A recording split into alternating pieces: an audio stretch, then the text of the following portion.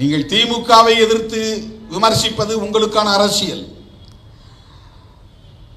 அல்லது திமுக தலைமையை எதிர்த்து விமர்சிப்பது உங்களுக்கான அரசியல். அதிலே நாம் தலையிட தயாராக இல்லை. அது நம்முடைய பொறுப்பு இல்லை. அவர்களுக்கு வக்காலத்து வாங்கக்கூடிய அளவுக்கு அவர்களும் பலவீனமாக இல்லை. அது நம்முடைய வேலையும் இல்லை. ஆனால் திமுக வெறுப்பை ஒட்டுமொத்த திராவிட அரசியல் வெறுப்பாக மாற்றுவது எவ்வளவு பெரிய ஆபத்தானது என்பதை சுட்டிக்காட்டாமல் நாம் எப்படி இருக்க முடியும்? ஒட்டுமொத்த திராவிட அரசியல் என்பது என்ன? பெரியார் பேசுகிற சமூக நீதி அரசியல் தான். பெரியார் பேசுகிற சமூக நீதி அரசியல் பெரியாரில் இருந்துதான் தொடங்கியதா? பெரியார் பேசுகிற திராவிட அரசியல் பெரியாரில் இருந்துதான் தொடங்குகிறதா என்றால் இல்லை. அதற்கு முன்பே நம்முடைய வரலாற்று அறிவுக்கு எட்டிய வரையில் பண்டிதர் காலத்தில் இருந்தே தமிழ்நாட்டில் அது தொடங்குகிறது. தேசிய அளவில் பார்க்கிற போது மகாத்மா ஜோதிபா பூலே காலத்தில் இருந்தே அது தொடங்குகிறது. ஆரிய எதிர்ப்பு, பார்ப்பன எதிர்ப்பு, இந்துத்துவ எதிர்ப்பு, சனாதன எதிர்ப்பு என்பதுதான் இந்த மண்ணில் திராவிட கருத்தியலாக வளர்ந்திருக்கிறது என்பதை மறந்துவிடக் கூடாது.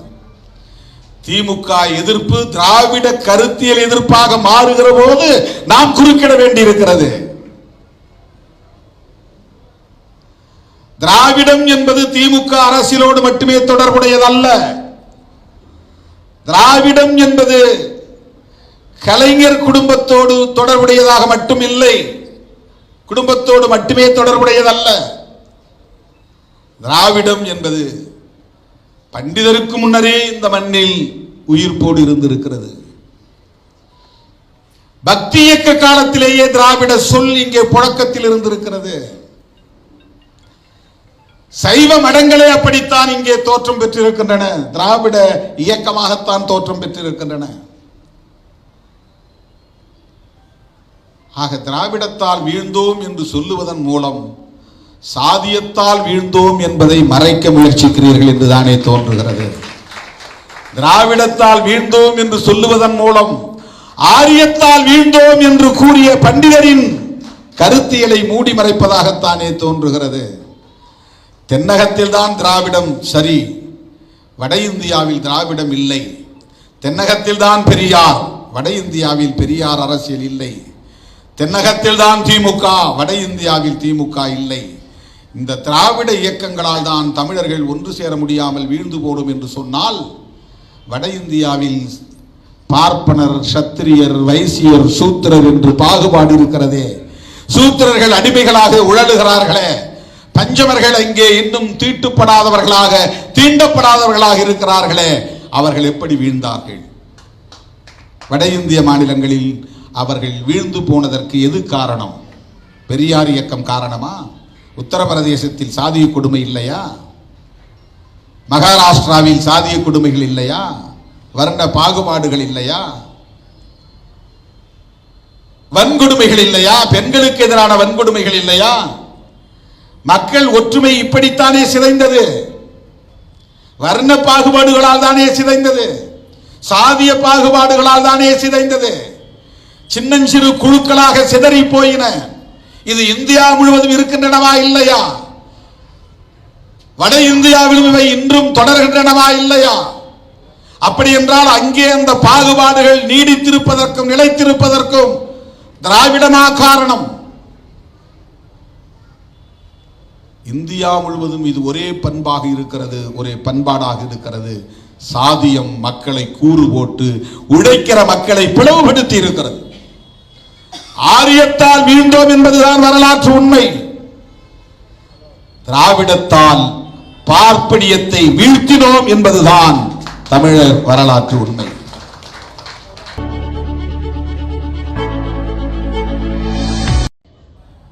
இந்த நாடாளுமன்ற ஜனநாயகத்தை ஏற்றுக்கொள்வோம். இந்த நாடாளுமன்ற ஜனநாயகத்தின் அடிப்படையிலான தேர்தலில் பங்கேற்போம்.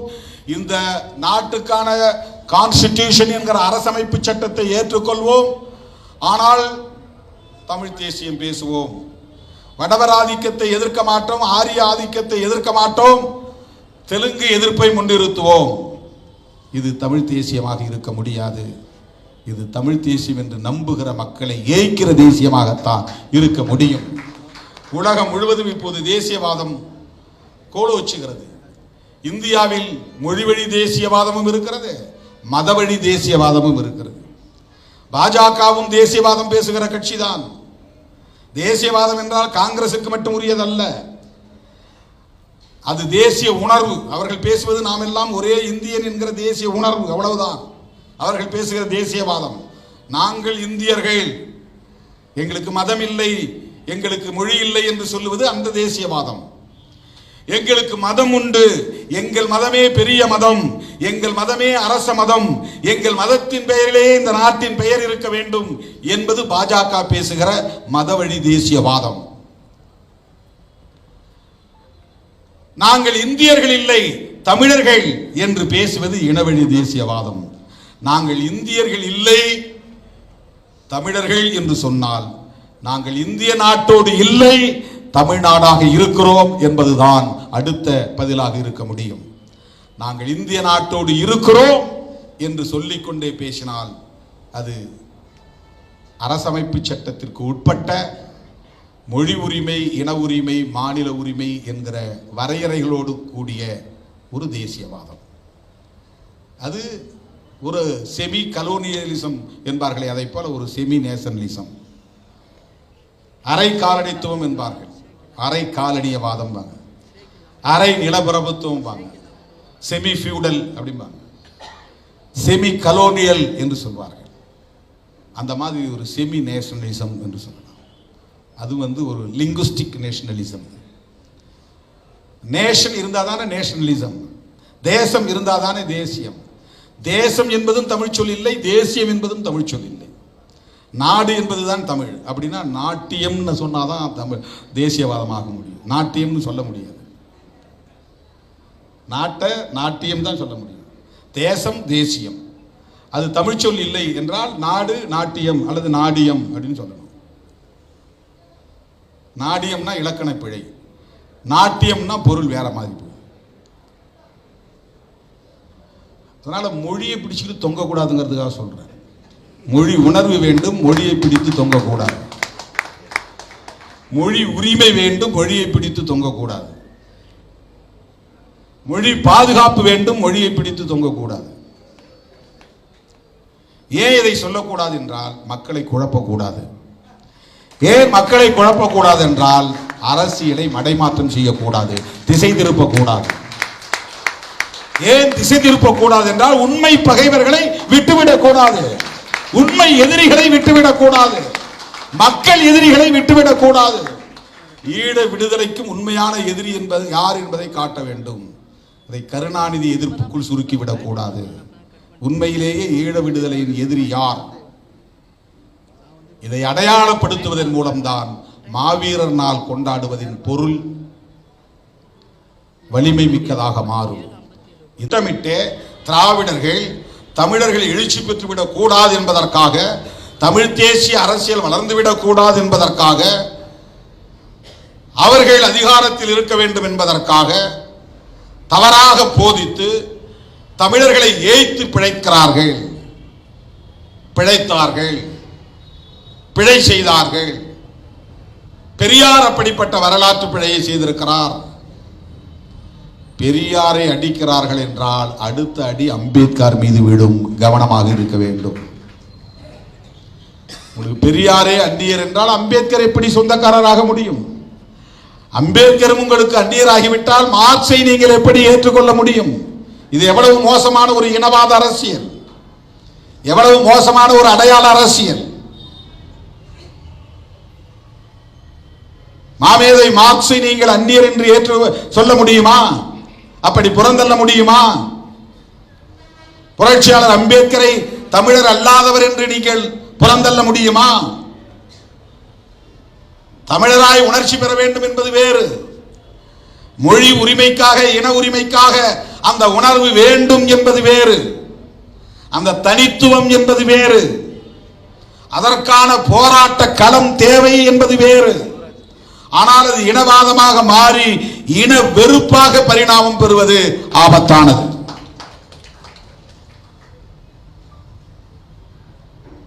இதை இந்த நுட்பத்தை புரிந்து கொள்ள வேண்டும். ஒன்றிலிருந்து மற்றொன்று என்பதுதான் இயங்கியல், அதுதான் மார்க்சிய கோட்பாடு. திராவிடம் என்கிற ஒரு அரசியல் உருவானதால் தான் இந்தி இந்த மண்ணுக்குள் நுழைய விடாமல் தடுக்கப்பட்டது. திராவிடம் என்பது ஒரு நெடுஞ்சுவராக இங்கே இருந்தது. இந்தி தடுக்கப்படாமல் இருந்திருந்தால் நாம் இன்றைக்கு மோடி வித்தைக்கு மயங்கி போய் இருப்போம். இந்த நாடு பாஜக ஆளுகிற மாநிலமாக மாறி போய் இருக்கும்.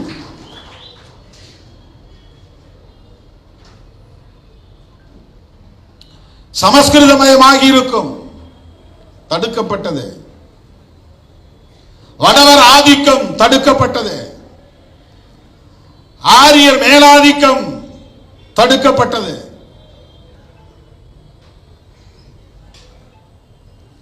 பெரியார் காலத்தில் நாம எல்லாம் பறக்கல. பிராமணால் கஃபேன்னு எழுதியிருக்கும். இப்ப எங்கேயாவது அப்படி பார்க்க முடியுமா? இப்ப இருக்கு, சில இடங்களில் கோனார் மெஸ் இருக்குது,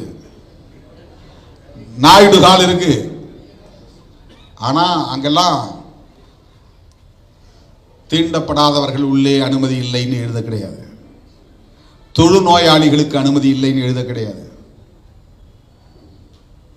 பிராமணால் கஃபேக்கு கீழே எழுதியிருப்பாங்க, தீண்டப்படாதவர்களும் தொழுநோயாளிகளுக்கும் அனுமதி இல்லை.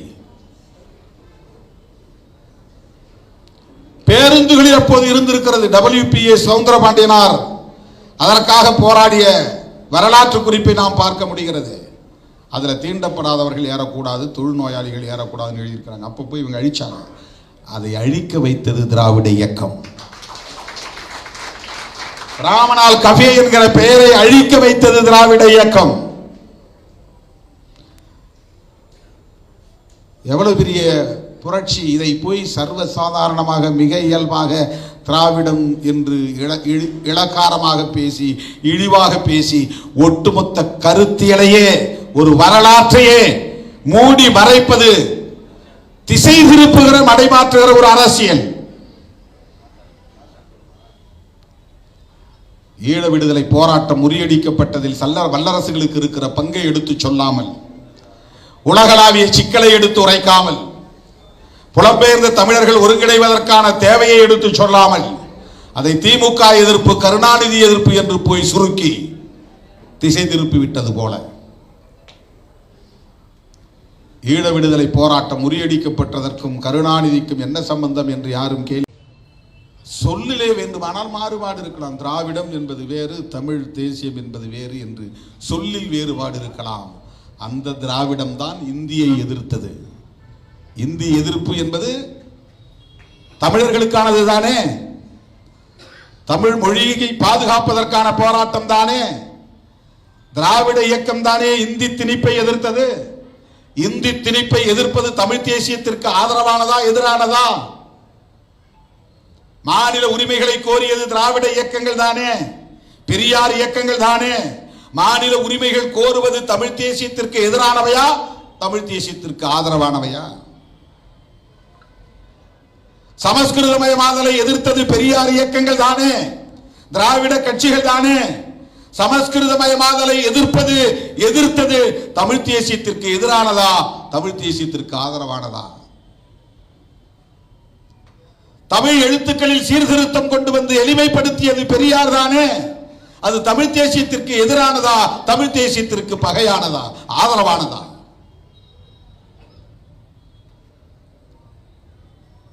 அடுக்கிக் கொண்டே போகலாம். அன்றைக்கு மதராஸ் பிரசிடென்சியாக இருந்ததால் பழமொழி பேசக்கூடிய தென்னிந்திய தேசிய இனங்கள் ஒரே நிலப்பரப்பில் வாழ்ந்ததால் அன்றைக்கு திராவிடம் என்கிற பெயரில் தான் இயக்கம் காண முடிந்தது. திராவிடம் என்கிற பெயரில் தான் தமிழ் உணர்வை ஊட்ட முடிந்தது. திராவிடம் என்கிற பெயரில் தான் பார்ப்பன எதிர்ப்பை பரப்ப முடிந்தது, பதிவு செய்ய முடிந்தது.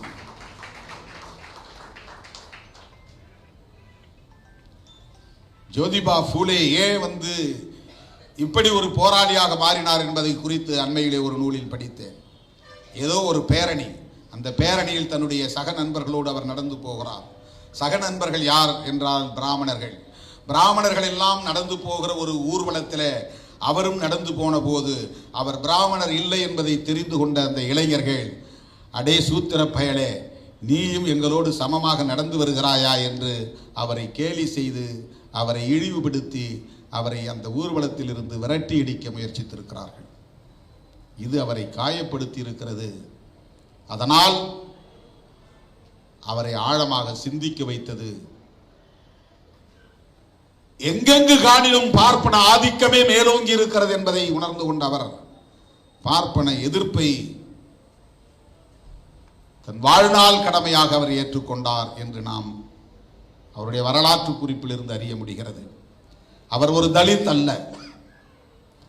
வர்ணாசிரம கோட்பாட்டின்படி அவர் ஒரு சூத்திரர் அல்லது பார்ப்பனர் அல்லாதவர்.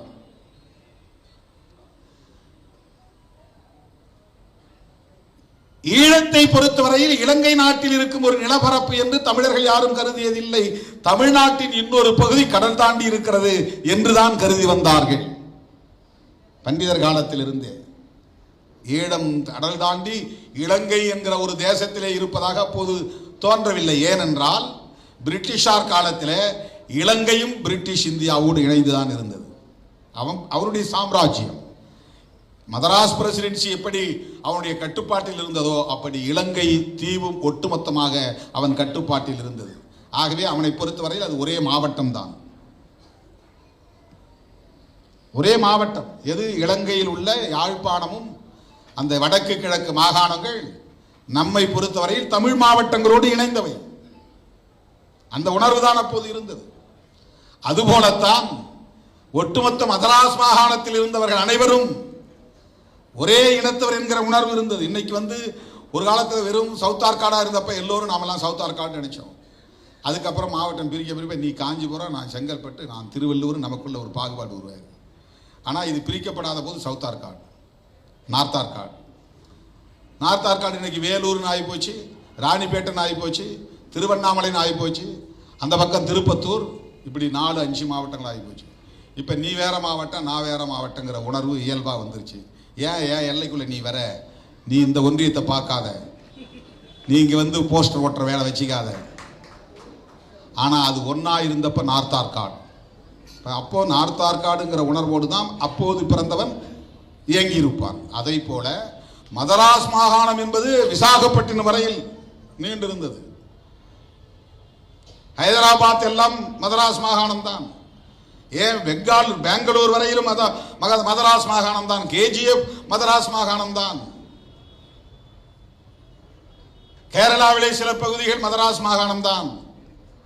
அப்ப எல்லாரும் நாமெல்லாம் மதராசி. மதராசினா மெட்ராஸ்காரன் அர்த்தம் இல்ல, ஒத்த மாகாணத்தை சார்ந்தவன் அர்த்தம்.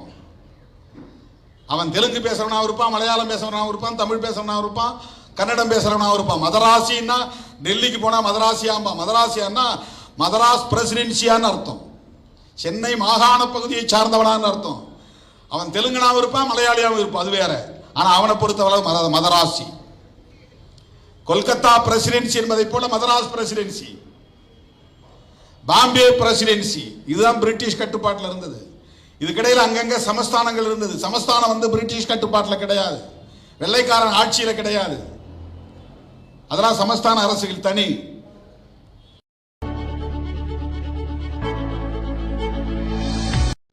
இன்றைக்கு பேசுகிற எல்லோரும் ஈழ விடுதலை தோற்று போனதற்கு, இயக்கம் வீழ்ந்து போனதற்கு, முள்ளிவாய்க்கால் இனக்கொலை நடந்ததற்கு,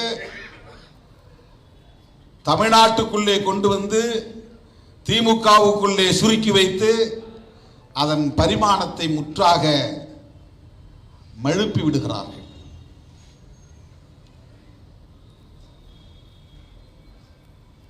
மேதகு பிரபாகரன் அவர்களின் பார்வை எங்கே? அதை பற்றி பேசுகிற நம்மவர்களின் பார்வை எங்கே? அப்பேற்பட்ட அந்த இனப்படுகொலையையும் தம்முடைய அரசியல் பகையை தீர்த்துக் கொள்வதற்காக தமிழ்நாட்டில் எல்லோரும் அரசியல் செய்தார்களே தவிர உண்மையை மக்களுக்கு எடுத்துச் சொல்லவில்லை, இன்றைக்கும் சொல்லவில்லை. ஈழ விடுதலை போராட்டம் முறியடிக்கப்பட்டதற்கு எது காரணம் என்பதை சரியாக மக்களிடத்தில் சொல்லாமல் அடுத்த கட்டத்தை நோக்கி நகர முடியாது. இந்தியாவின் பங்களிப்பு என்ன? உலக நாடுகள் இதிலே எந்தெந்த நாடுகள் தலையிட்டன, அதிலே அமெரிக்காவின் அடிவருடி நாடுகள் எவை எவை, இரட்டை கோபுரம் இடிக்கப்பட்டதற்கும் உலக சூழல் மாறியதற்கும் என்ன தொடர்பு, அதன் பிறகு ஈழச்சிக்கல் எவ்வாறு பார்க்கப்பட்டது உலகத்தின் பார்வையில், இவையெல்லாம் ஈழ விடுதலையில் அக்கறையுள்ள ஒவ்வொருவரும் அறிந்து கொள்ள வேண்டிய அவசியமான வரலாறு. இதையெல்லாம் பேசாமல் காங்கிரசு தான் காரணம், காங்கிரசோடு கூட்டணி வைத்திருந்த திமுக தான் காரணம், காங்கிரசு திமுகவும் இடம்பெற்றிருந்த கூட்டணியில் அங்கம் வகித்த விடுதலை சிறுத்தைகள் தான் காரணம் என்று யாராவது பேசினால் அவர்கள் அற்பர்கள், தங்களின் அரசியல் லாபங்களுக்காக அரசியல் பேசக்கூடியவர்கள். இந்த பிரச்சனையில் ஈழ விடுதலை போராட்டம் முறியடிக்கப்பட்டதில், விடுதலை புலிகள் இயக்கம் வீழ்த்தப்பட்டதில், முள்ளிவாய்க்கால் இனப்படுகொலை அரங்கேற்றப்பட்டதில் உலகளாவிய அணுகுமுறை என்பது இருக்கிறது. உலக நாடுகளின் தலையீடுகள் இருக்கின்றன. இன்றைக்கும் விடுதலை புலிகள் மீதான தடை ஏராளமான நாடுகளில் நீடிக்கிறது. இவற்றையெல்லாம் தமிழ் மக்களுக்கு நாம் எடுத்துச் சொல்ல வேண்டாமா? இளைய தலைமுறையினருக்கு புரிய வைக்க வேண்டாமா? ஒரு தேசம் உலகத்தில் புதிதாக பிறக்க வேண்டுமானால்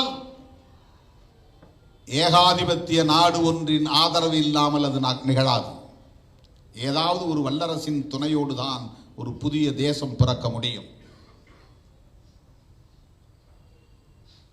தாய் மட்டும் தனியே பிரசவிக்க முடியாது, தந்தை தேவை என்பதைப் போல ஒரு தேசம் ஒரு விடுதலை இயக்கத்தால் உருவாகும் என்று நாம் நம்பினாலும், உலகில் தோன்றிய ஒவ்வொரு புதிய நாட்டுக்கு பின்னாலும் ஒரு ஏகாதிபத்தியத்தின் கை இருக்கிறது,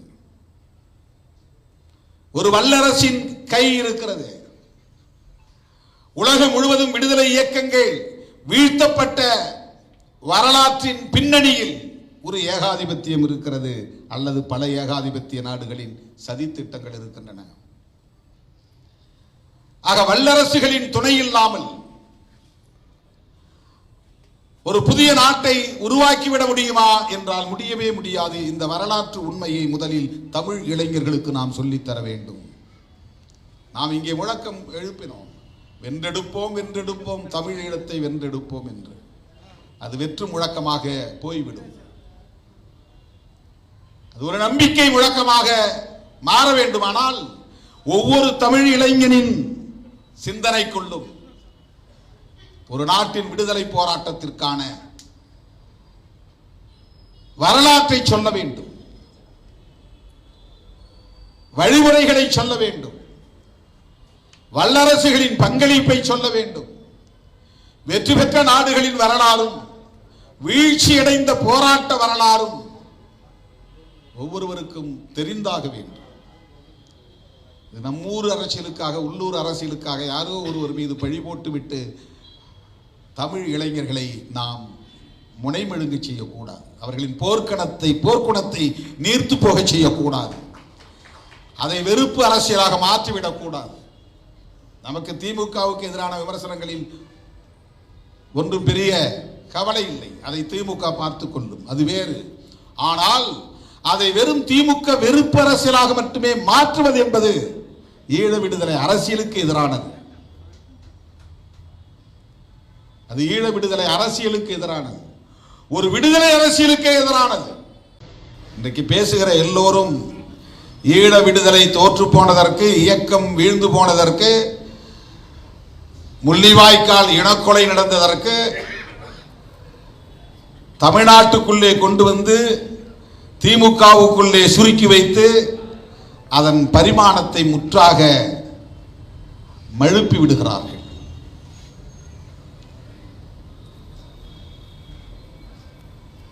மேதகு பிரபாகரன் அவர்களின் பார்வை எங்கே? அதை பற்றி பேசுகிற நம்மவர்களின் பார்வை எங்கே?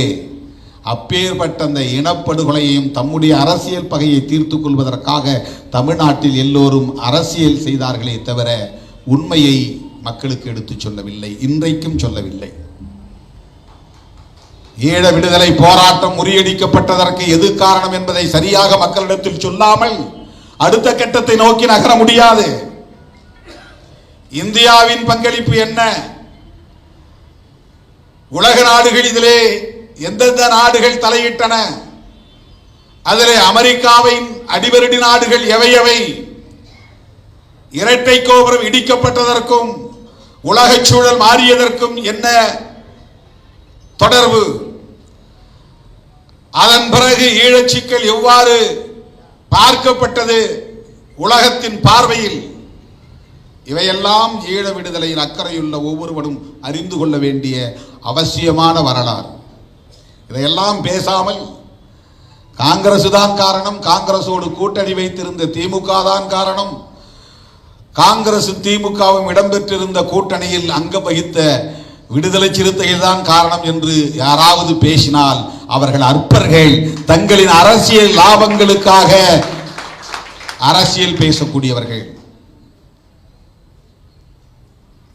இந்த பிரச்சனையில் ஈழ விடுதலை போராட்டம் முறியடிக்கப்பட்டதில்,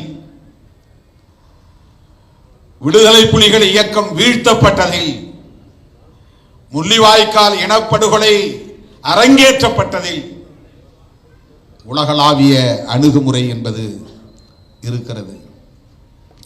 உலக நாடுகளின் தலையீடுகள் இருக்கின்றன. இன்றைக்கும் விடுதலை புலிகள் மீதான தடை ஏராளமான நாடுகளில் நீடிக்கிறது. இவற்றையெல்லாம் தமிழ் மக்களுக்கு நாம் எடுத்துச் சொல்ல வேண்டாமா? இளைய தலைமுறையினருக்கு புரிய வைக்க வேண்டாமா? ஒரு தேசம் உலகத்தில் புதிதாக பிறக்க வேண்டுமானால் ஏகாதிபத்திய நாடு ஒன்றின் ஆதரவு இல்லாமல் அது நிகழாது. ஏதாவது ஒரு வல்லரசின் துணையோடு தான் ஒரு புதிய தேசம் பிறக்க முடியும். தாய் மட்டும் தனியே பிரசவிக்க முடியாது, தந்தை தேவை என்பதைப் போல ஒரு தேசம் ஒரு விடுதலை இயக்கத்தால் உருவாகும் என்று நாம் நம்பினாலும் உலகில் தோன்றிய ஒவ்வொரு புதிய நாட்டுக்கு பின்னாலும் ஒரு ஏகாதிபத்தியத்தின் கை இருக்கிறது, ஒரு வல்லரசின் கை இருக்கிறது. உலகம் முழுவதும் விடுதலை இயக்கங்கள் வீழ்த்தப்பட்ட வரலாற்றின் பின்னணியில் ஒரு ஏகாதிபத்தியம் இருக்கிறது, அல்லது பல ஏகாதிபத்திய நாடுகளின் சதித்திட்டங்கள் இருக்கின்றன. ஆக வல்லரசுகளின் துணை இல்லாமல் ஒரு புதிய நாட்டை உருவாக்கிவிட முடியுமா என்றால் முடியவே முடியாது. இந்த வரலாற்று உண்மையை முதலில் தமிழ் இளைஞர்களுக்கு நாம் சொல்லித்தர வேண்டும். நாம் இங்கே முழக்கம் எழுப்பினோம், வென்றெடுப்போம் வென்றெடுப்போம் தமிழ் ஈழத்தை வென்றெடுப்போம் என்று. அது வெற்று முழக்கமாக போய்விடும். அது ஒரு நம்பிக்கை முழக்கமாக மாற வேண்டுமானால் ஒவ்வொரு தமிழ் இளைஞனின் சிந்தனைக்குள்ளும் ஒரு நாட்டின் விடுதலை போராட்டத்திற்கான வரலாற்றை சொல்ல வேண்டும், வழிமுறைகளை சொல்ல வேண்டும், வல்லரசுகளின் பங்களிப்பை சொல்ல வேண்டும், வெற்றி பெற்ற நாடுகளின் வரலாறும் வீழ்ச்சியடைந்த போராட்ட வரலாறும் ஒவ்வொருவருக்கும் தெரிந்தாக வேண்டும். நம்மூர் அரசியலுக்காக, உள்ளூர் அரசியலுக்காக யாரோ ஒருவர் மீது பழி போட்டுவிட்டு தமிழ் இளைஞர்களை நாம் முனைமெழுங்க செய்யக்கூடாது. அவர்களின் போர்க்குணத்தை நீர்த்து போக செய்யக்கூடாது. அதை வெறுப்பு அரசியலாக மாற்றிவிடக்கூடாது. நமக்கு திமுகவுக்கு எதிரான விமர்சனங்களில் ஒன்றும் பெரிய கவலை இல்லை, அதை திமுக பார்த்துக் கொள்ளும், அது வேறு. ஆனால் அதை வெறும் திமுக வெறுப்பு அரசியலாக மட்டுமே மாற்றுவது என்பது ஈழ விடுதலை அரசியலுக்கு எதிரானது. அது ஈழ விடுதலை அரசியலுக்கு எதிரானது, ஒரு விடுதலை அரசியலுக்கு எதிரானது.